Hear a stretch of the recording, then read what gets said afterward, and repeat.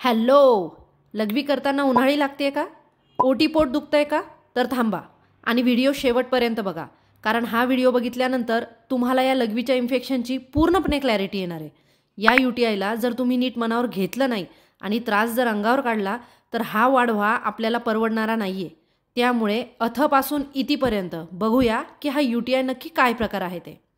Doctor ज्याला UTI म्हणतात ते म्हणजे युरिनरी ट्रॅक्ट इन्फेक्शन, अर्थात युरिनरी म्हणजे मूत्रसंस्था, ट्रॅक्ट म्हणजे मार्ग आणि इन्फेक्शन म्हणजे जंतुसंसर्ग. याचाच अर्थ मूत्रमार्गात झालेला जंतुसंसर्ग. आता हे जंतू मूत्रमार्गापर्यंत कसे पोहोचतात हे जर नीट आपण समजून घेतलं तर त्या जंतूंना रोखण्यासाठी आपण निश्चितपणे काही साध्या गोष्टी करू शकतो. तर सार्वजनिक ठिकाणचे टॉयलेट्स यूज करणे. पब्लिक टॉयलेट्स किंवा बाथरूममध्ये वेगवेगळ्या प्रकारची लोकं येऊन गेलेली असतात. तसेच त्या टॉयलेट्सची अवस्था तुम्हाला काही वेगळी सांगायला नको. अशा अस्वच्छ वातावरणात जंतूंची तर मज्जाच मज्जा असते. त्यामुळे ते भरपूर प्रमाणात उपस्थित असतात आणि आपण जर त्यांच्या तावडीत सापडलो तर मग ते काही आपल्याला सोडत नाही. दुसरं म्हणजे स्त्रियांमध्ये पुरुषांपेक्षा जंतूंचा संसर्ग जलद होतो. आता हे जंतू असा भेदभाव का बरं करतात बरं? स्त्रियांचा मूत्रमार्ग हा पुरुषांपेक्षा लहान असतो, म्हणजेच शॉर्ट असतो.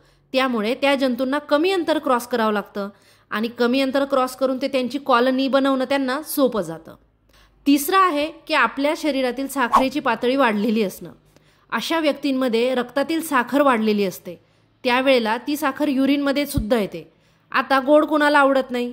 अशा गोड युरिनकडे जास्तीत जास्त जंतू अट्रॅक्ट होतात आणि ते फक्त येत नाहीत तर चांगलाच ठिय्या मांडतात. कारण साखरेमुळे त्यांचे मल्टिप्लिकेशन फास्ट होते, त्यांची संख्या झपाट्याने वाढते, कारण ते वातावरण त्यांना पोषक असते. तुम्ही सुद्धा ऐकले असेल की डायबिटीस पेशंटला लघवीचे इन्फेक्शन वारंवार होत असते, ते याच कारणामुळे. चौथे आणि इम्पॉर्टंट कारण म्हणजे जे लोक पाणी कमी पितात त्यांच्यामध्ये या जंतूचा संसर्ग अगदी सोपा असतो. यापेक्षा महत्त्वाचे हे आहे की जे जंतू ऑलरेडीच उपस्थित आहेत त्यांना शरीराबाहेर काढण्यासाठी जेव्हा लघवीमध्ये पाण्याचं प्रमाण पुरेसं असेल तेव्हाच ते लघवीद्वारे बाहेर फेकले जातात. आता हे मी सोपं करून सांगते.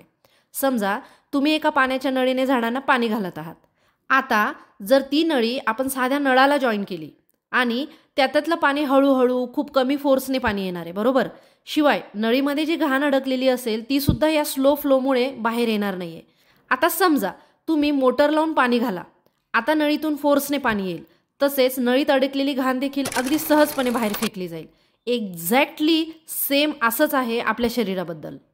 पाण्याचे प्रमाण जर कमी असेल तर मूत्रमार्गातील जंतू, शरीरातील विषारी घटक बाहेर संपूर्णपणे फेकले जात नाही. परंतु जर दिवसभरातील पाण्याचा इंटेक चांगला असेल तर लघवीतील पाण्याचे प्रमाण पुरेसं असतं.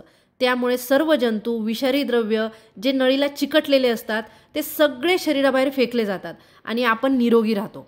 आणि शेवटचा 5वा मार्ग आहे तो म्हणजे अस्वच्छता.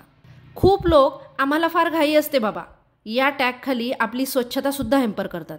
परंतु मूत्रमार्गाची स्वच्छता अतिशय गरजेची आहे. तर मी जे हे तुम्हाला 5 गोष्टी सांगितल्या आहेत, फक्त एवढी सुद्धा साधी काळजी घेतली तरी तुम्ही हा UTI टाळू शकतात. परंतु हा त्रास जर तुम्हाला वारंवार होत असेल तर निश्चितपणे तुम्ही तुमच्या डॉक्टरांना भेटणं गरजेचं आहे. पुढचा व्हिडिओ मी ह्याच विषयाशी निगडीत बनवणार आहे की UTI जर आपल्याला झाला तर याची इंटेन्सिटी जाणून घेण्यासाठी डॉक्टर आपल्या कोणकोणत्या तपासण्या